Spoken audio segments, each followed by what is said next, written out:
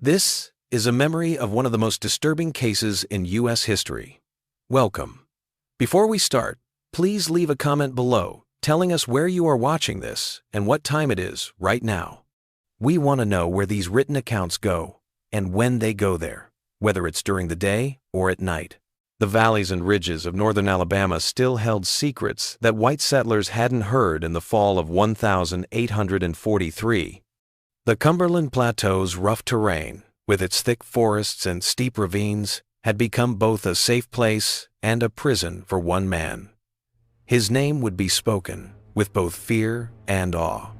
This is the story of Samuel Green, who broke free from slavery and became something much scarier than his former masters could have ever imagined. The Johnson Plantation, which is about 20 miles northeast of Huntsville in the Tennessee Valley District, has the first written record of Samuel Green. William Johnson was a rich landowner who moved from Georgia to Alabama in the 1822. He owned more than 40 slaves, one of whom was a two-year-old field hand named Sam. According to plantation records kept in the Madison County Historical Society's archives, Sam was called troublesome and tried to run away twice before he turned 23. The Johnson Plantation was on the southern ridges of the Cumberland Plateau, where the land rose sharply from the fertile valley. The mountains to the east stood like guards, and their forested slopes were both dangerous and full of possibilities for someone thinking about escaping from slavery. These highlands in the wilderness may have been the only way to go. North was Tennessee, which had its own plantation system. West was the dangerous Tennessee River, and south was Alabama's plantation heartland. Sam Green went missing from the Johnson Plantation for the third and last time on the night of the 11th of October, 1843, during a storm that was unusually cold for the time of year. This escape was different from his other ones because it was well planned. The Overseer's Journal, which is now in the Alabama Department of Archives and History, said that Green had stolen a wool blanket, a knife used to butcher hogs, and about 2 weeks' worth of dried food from the smokehouse. What makes Green's escape so amazing is that he not only got away, but he also chose not to go north to the Free States, like most fugitives do. Instead, historical evidence suggests that he went further into the mountainous wilderness of northeastern Alabama, into the rough terrain that few white settlers dared to go. 3 months after Green went missing, people first started to think he had changed. In January of 1844, a hunter named Elijah Thornton told the sheriff of Jackson County that he had seen a Negro man, wild in appearance, while tracking deer near what is now Guntersville Lake. Thornton's story, which is still in the county records, says that the man was wearing animal skins and carrying a crude spear and knife. The man disappeared into the bushes before Thornton could get close to him or talk to him. Over the next few months, trappers, hunters, and the few settlers who were brave enough to build homes in the region's more remote valleys sent in similar reports. The figure was always described in the same way: a tall black man with a scar across his left cheek that set him apart from others. He wore animal hides and was very skilled at working with wood. What started out as strange sightings quickly turned into something more sinister. In April 1844, a small group of hunters led by Thomas Wilkes did not come back to their settlement near what is now Scottsboro. When a search party found their camp, it was in ruins, with signs of violence and 3 of the 4 men missing. James Carter, the only person who lived, was found hiding in a hollow tree almost a mile away, in a lot of pain. The county magistrate wrote down Carter's story, which tells of an attack by a Negro mountain devil who moved through the trees like a ghost and killed his friends very quickly. At first, officials dismissed Carter's story as the ramblings of a man who had gone crazy because of a more ordinary tragedy. However, later events would support his claims. In the summer and fall of 1844, isolated homesteads in the area started to report thefts. These weren't of valuable things, but of useful things, like tools, weapons, cooking utensils, and clothes. It was even more disturbing to hear that these thefts happened while the people in the cabin were sleeping, and the thief somehow got in and out without waking them. The figure had become known as the Mountain Devil among the people in the area by December of that year. People in the settlements heard rumors that this was no ordinary fugitive, but a man with supernatural powers who could move silently through the night, survive the worst conditions, and had a special hatred for white hunters and slave catchers. The Huntsville Democrat, whose articles are now preserved on microfilm in the state archives, dismissed these stories as superstitious nonsense. However, they did say that some Negro fugitive appears to be living as a savage in the highlands to the northeast of our city. The Mountain Devil might have stayed a local oddity if it weren't for what happened on the 18th of February, 1845. A group of slave catchers led by Jeremiah Burke, a well-known person who had made a name for himself by catching runaway slaves in the South, went into the mountains to find the hard-to-find person. Several plantation owners hired Burke because they were worried that Green's continued freedom might make other people want to run away. There were 6 men and 4 tracking dogs in Burke's group. The only person who lived through the trip said that they followed their dogs deep into a narrow valley on the second day of their trip. They set up camp near a stream as night fell. The dogs started to growl and then stopped just before midnight. What happened next was called a carefully planned killing. Michael Reynolds, the survivor, said that shadows moved between the trees and that the slave catchers were killed one by one, pulled into the dark without a sound. Reynolds was only able to get away by falling into the creek and being carried downstream. He would later tell the police that while he was holding onto a log that had fallen into the water, he saw a tall figure standing on the bank watching him. Reynolds said, "He could have killed me with the bow he had, but instead he watched me drift away, as if he wanted me to tell what happened." The authorities could no longer turn a blind eye to the problem. 5 white men died, including men who were legally allowed to recover property, and something had to be done.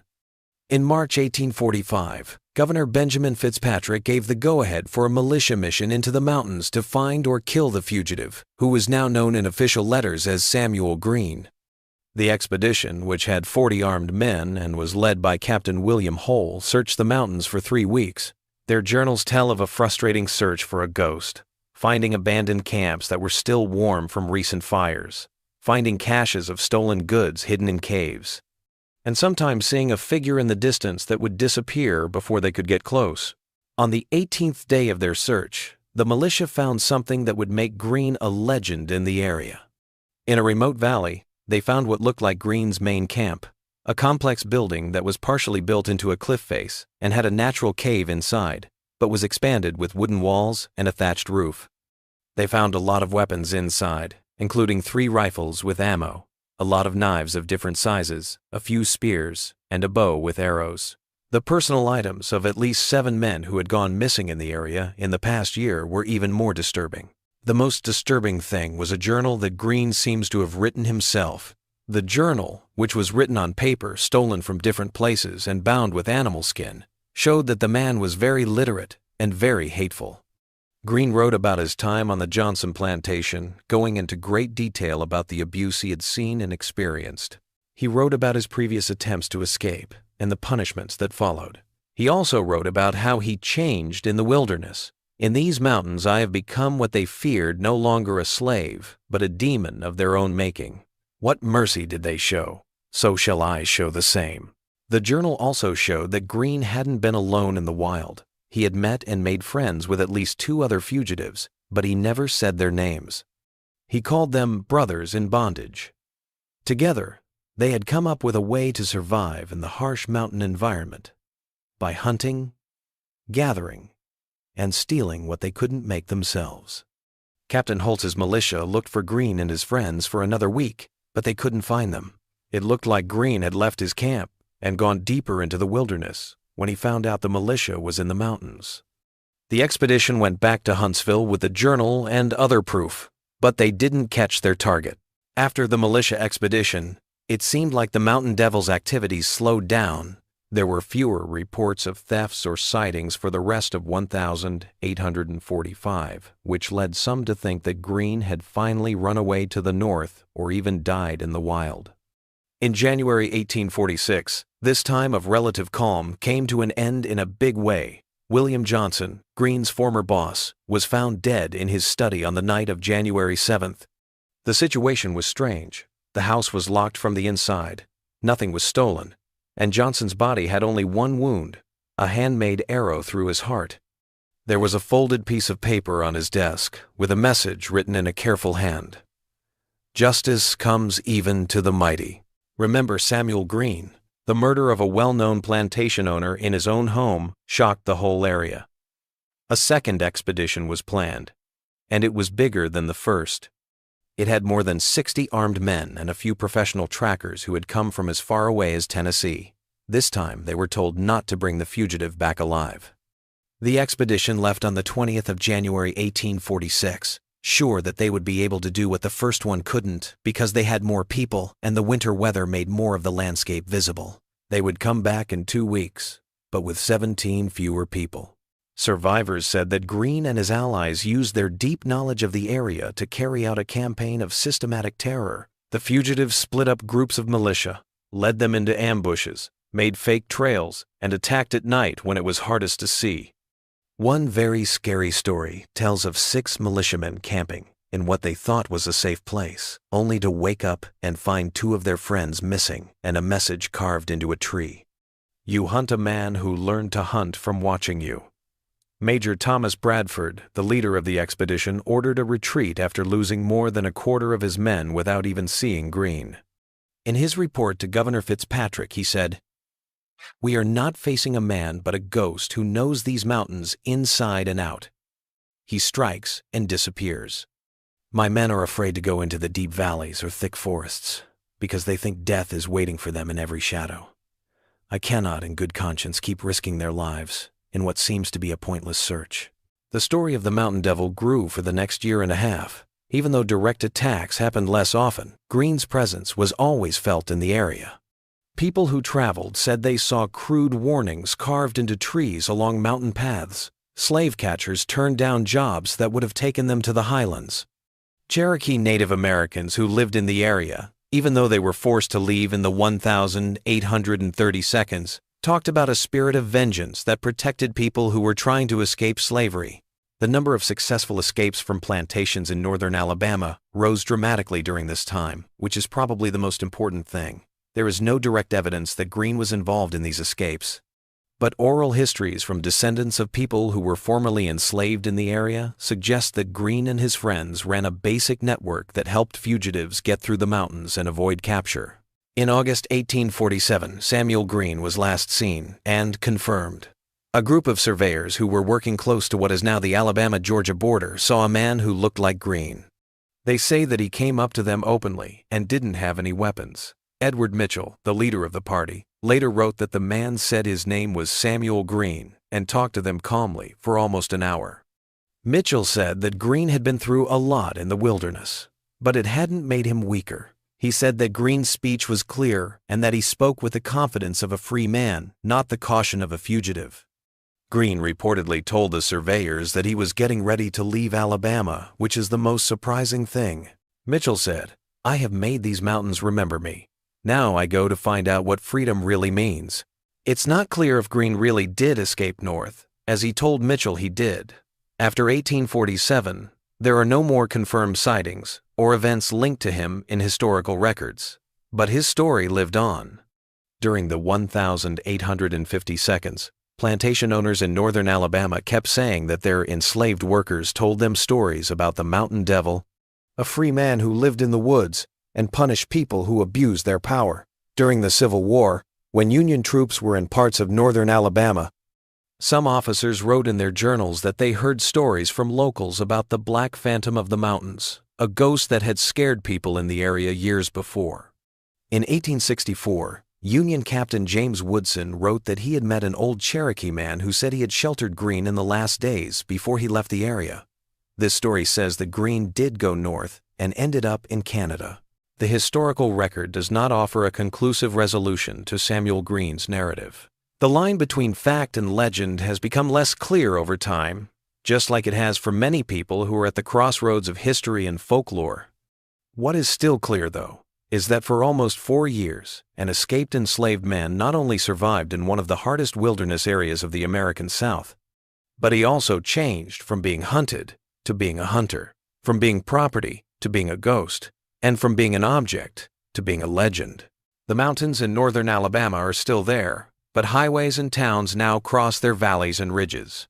Not many people who visit this beautiful area today know the story of the man who used to make these hills his fortress and hunting ground. But in the small towns that have been here for generations, especially among the descendants of enslaved people, the memory of Samuel Green lives on. He was the slave who ran away and became the most feared mountain man in the South. A complicated sign of fighting back, staying alive, and the high cost of freedom in a place where people are enslaved. Samuel Green's last journal entry, which was found, may best sum up his change and legacy. They made me property, but these mountains made me a man. They made me invisible, but here I learned to see in darkness. They tried to break my spirit, but instead forged something they could never control. I am what they created, turned back upon its creators. Let history remember this truth, and history has done so, though not perfectly. In the 1,930 seconds, the Federal Writers Project collected historical accounts from several elderly, formerly enslaved people from northern Alabama who talked about Samuel Green. They called him different names, like the Shadow Man, Mountain Samuel, or just the Free One. These oral histories show that Green had a much bigger impact than just scaring white authorities. He meant something different to many enslaved people in the area, not just escape, but also defiance and even revenge. Martha Johnson, who was 91 years old when she was interviewed in 1937, remembered stories her mother had told her about Green. Mama used to tell us kids in secret that the mountain man would know if the master was cruel and come down from his hiding place to fix things. We weren't supposed to talk about him, but everyone did. When masters or overseers died or went missing, the slaves would look at each other knowingly. Nobody cried for those men. It is impossible to overstate how much Green's existence, or even just the belief that he exists, affected the institution of slavery in northern Alabama. Plantation records from 1,844 to 1,848 show that people who lived near the mountains were less likely to punish slaves than people who lived in other areas. One plantation owner wrote to his brother in Georgia, "We must tread carefully with discipline, for there is a devil in these hills who has appointed himself judge and executioner of those he deems too harsh." This fear extended to the slave patrols as well. In his memoir, which was published after his death in 1879, Thomas Weatherby wrote, "No man wanted to ride too close to the highlands after dark. We had heard what happened to Burke's party. Some said it was Indians or even a panther, but we knew better. There was a man in those mountains who had declared war on anyone who hunted his kind, and he fought that war very well." The mountains of northern Alabama had very bad weather in the winter of 1,847. Temperatures stayed well below freezing for weeks at a time, and snow built up in the higher elevations. Even for someone as skilled as Green, living in the wild would have been very hard. Some people thought that Green finally left the area during this winter. A document found in the 1,890 seconds and now kept by the Alabama Department of Archives and History is very interesting. It suggests one possible outcome for Samuel Green. The letter is from a Quaker abolitionist in Pennsylvania to a friend in Ohio. It is dated May 1,848. The letter talks about a remarkable man recently arrived from the southern wilderness who identified himself as Samuel and claimed to have lived as a wild man in the mountains of Alabama after escaping slavery. The letter says that this man has physical and mental scars from both slavery and his years of living alone, but he also has an intelligence and dignity that make everyone who meets him respect him. The writer said that Samuel planned to keep going to Canada because he was afraid that the Fugitive Slave Act, which had just been passed, would lead to his capture and return to the South even in a free state. If this letter is really about Samuel Green, it gives us a rare look at what happened to him after Alabama. The writer said that Samuel had talked about getting some justice while he was in the wilderness, but now he wanted a quieter freedom among people who might understand him as a person. The letter ends with a note that Samuel has a small leather-bound journal with him in which he writes with surprising eloquence. There is no more documentary proof of Green's life. If he did make it to Canada, he probably changed his name and maybe even made a new identity. like many other people who escaped slavery. The trail of historical breadcrumbs ends here, and we are left to wonder what happened to him for the rest of his life. But the effects of Samuel Green's 4 years as the Mountain Devil were still being felt in the area he left behind. During the 1,850 seconds, as tensions between the North and South grew and the country moved closer to civil war, the mountainous areas of northern Alabama kept their reputation as dangerous places for slave catchers and patrollers. Because of Green's ongoing influence, other fugitives who may have followed his example, or just the power of his legend, the practical effect was that it became much harder to enforce slavery in that area. Green's story may have been more important because it became part of a secret oral tradition among enslaved people, passed from plantation to plantation in whispers. The story of the man who not only got away but also turned the tables on his pursuers served as both a warning and an inspiration. Green was a different kind of fugitive than other famous ones, like Frederick Douglass, who ran away to become a public speaker and writer for the abolitionist cause. Green's resistance was silent, violent, and unyielding.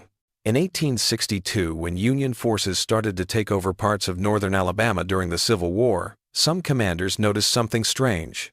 Enslaved people who were trying to escape from plantations often went toward the mountains instead of Union lines. Colonel James Montgomery, who was in charge of a regiment that included soldiers who had been slaves, wrote in his official report, "The local Negroes hold a curious belief that safety lies not with us, but in the high country to the east, where they claim some champion of their race once made his kingdom."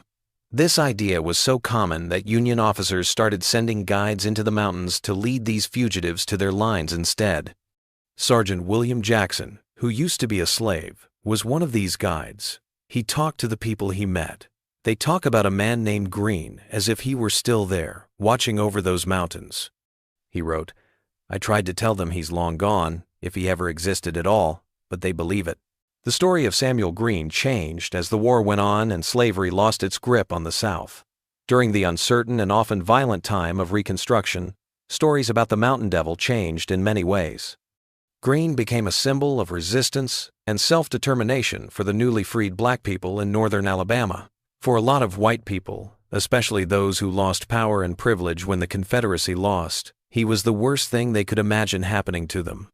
An account from 1871, written by a Freedmen's Bureau agent in Huntsville, talks about how saying Green's name could change a situation. A fight broke out between a white landowner and his black tenants, with the landowner threatening to hurt them. A black man in his 82nd said, "These mountains still have eyes, just like they did in Green's time." The landowner apparently turned pale and backed off his threats right away. Claudia Mitchell Thorell, a historian who has studied the region's folklore in depth, says that by the end of the 1800s, the Samuel Green story had changed in different ways depending on who was telling it.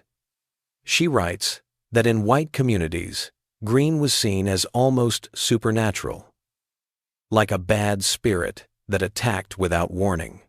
He was known as a justice bringer in black communities. He only punished people who deserved it and helped others get out of slavery. These different stories show how complicated the legacy of a man who used violence to fight against oppression, whether he wanted to or had to.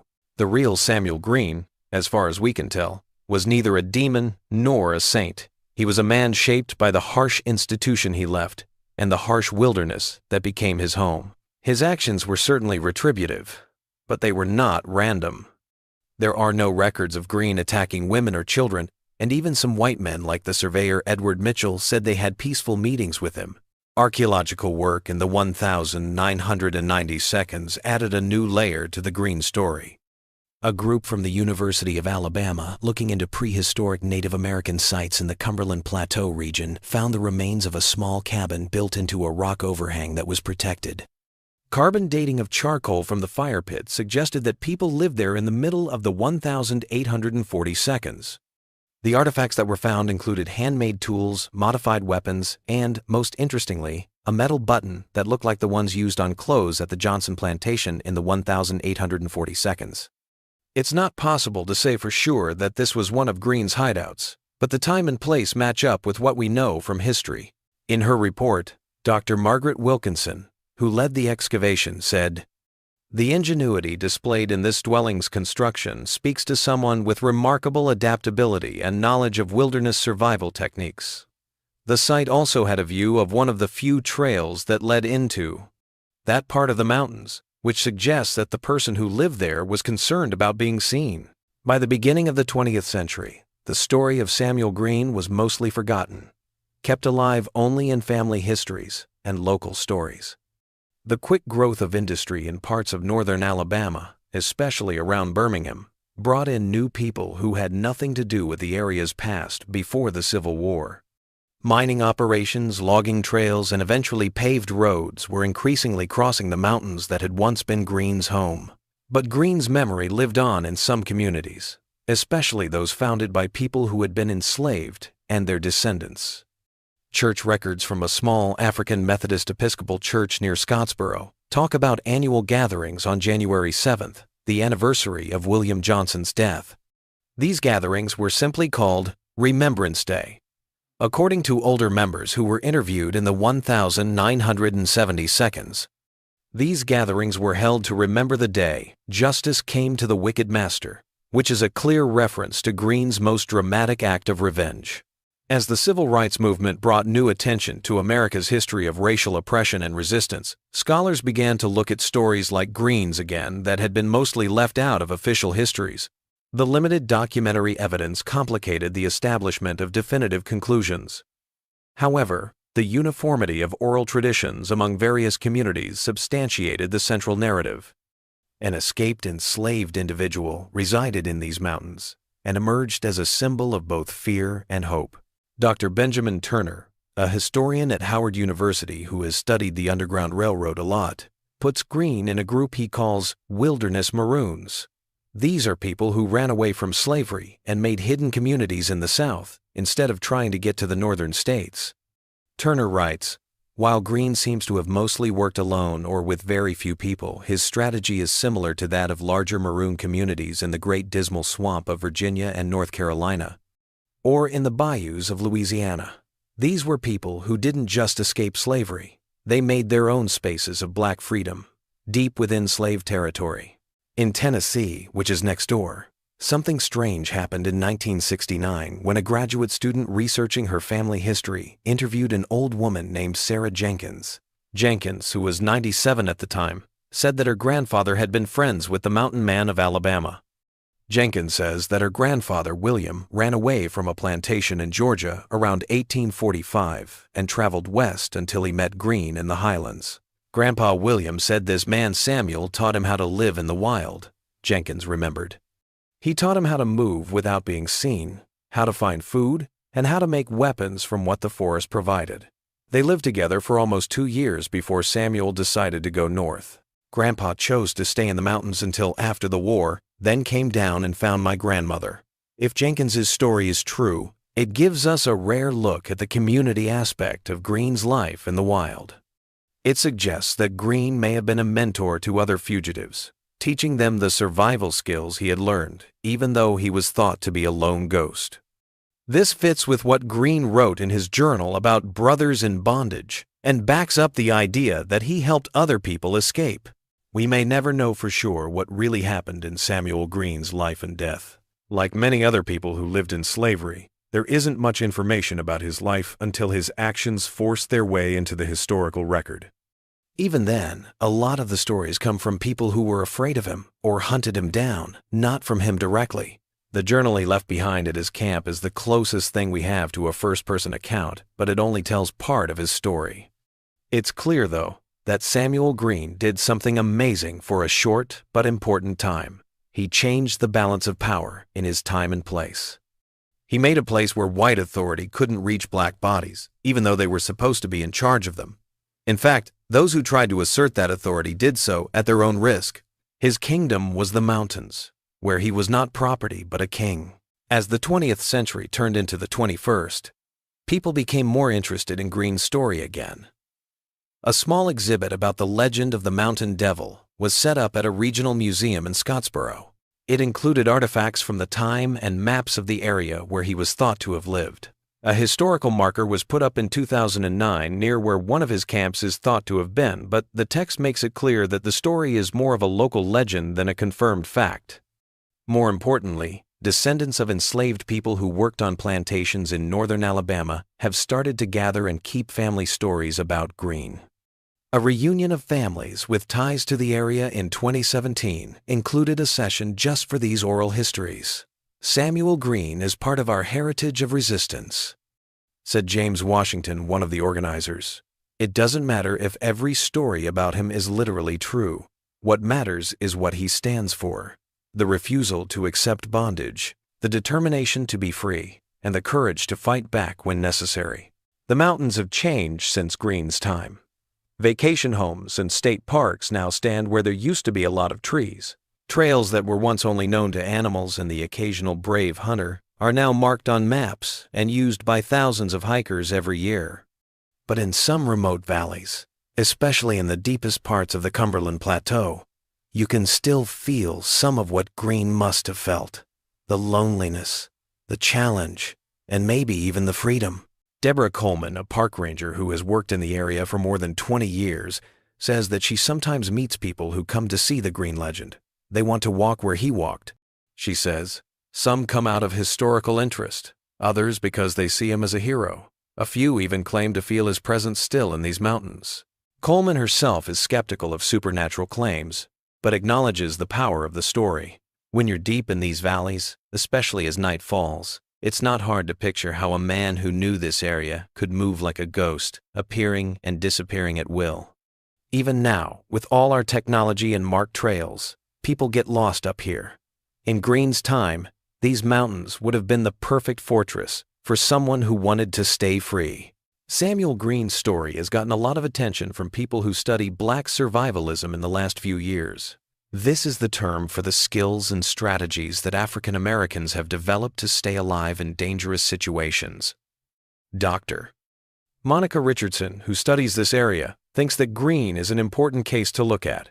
He didn't just survive. He mastered his environment so completely that he changed from hunted to hunter, she says. In doing so, he showed a level of adaptability and resourcefulness that goes against the dehumanizing stereotypes used to justify slavery.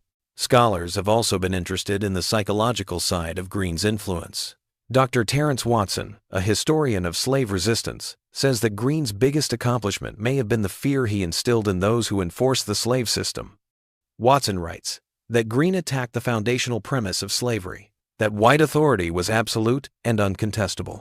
Every patrol that hesitated to enter the mountains and every overseer who moderated his treatment of the enslaved for fear of retribution were signs of a crack in the grand structure of control. People in northern Alabama today tend to have predictable opinions about the Greene legend. A lot of white people think it's a colorful but exaggerated piece of local history, while a lot of black people think it's an important part of the longer story of fighting against oppression. Some businesses in the area have tried to make money off the legend. For example, one outdoor store offers Mountain Devil hiking tours of places where Greene is said to have lived. This is ironic, since Greene would probably not have missed it. Like many historical figures who lived on the edges of recorded history, the lack of clear records has allowed Samuel Greene to be whatever different groups need him to be: a demon or a hero, a killer or a freedom fighter, a warning or an inspiration. The words that Greene supposedly said to Surveyor Edward Mitchell in their last meeting come closest to the truth. "Judge me not, unless you have worn the chains I broke." Samuel Greene's most significant legacy may be the inquiries his narrative compels us to address regarding the essence of resistance to systemic oppression. In a society where the enslaved had no legal recourse and every institution supported their oppression, what kinds of resistance were possible? What types were acceptable? Greene chose a path of direct, often violent, opposition. This was not a common choice among enslaved people, but it made sense for him because of the specific events in his life and the chances he had in the mountains where he found safety. In American history, the most common stories of people who fought against slavery have been about people like Frederick Douglass, Harriet Tubman, or Sojourner Truth, who escaped to the North and worked within legal and moral frameworks that white people could understand. These people and their ways of resisting are rightly praised. But Samuel Green is part of a different tradition, one that isn't as well known in mainstream history. The tradition of the Maroon. The rebel, the one who refused not only slavery, but also the rules set by the oppressor. It seems appropriate that Green's final outcome is still unknown. Some stories say he made it to Canada and lived out his days in peace. Some people say he died in the mountains during the harsh winter of 1847.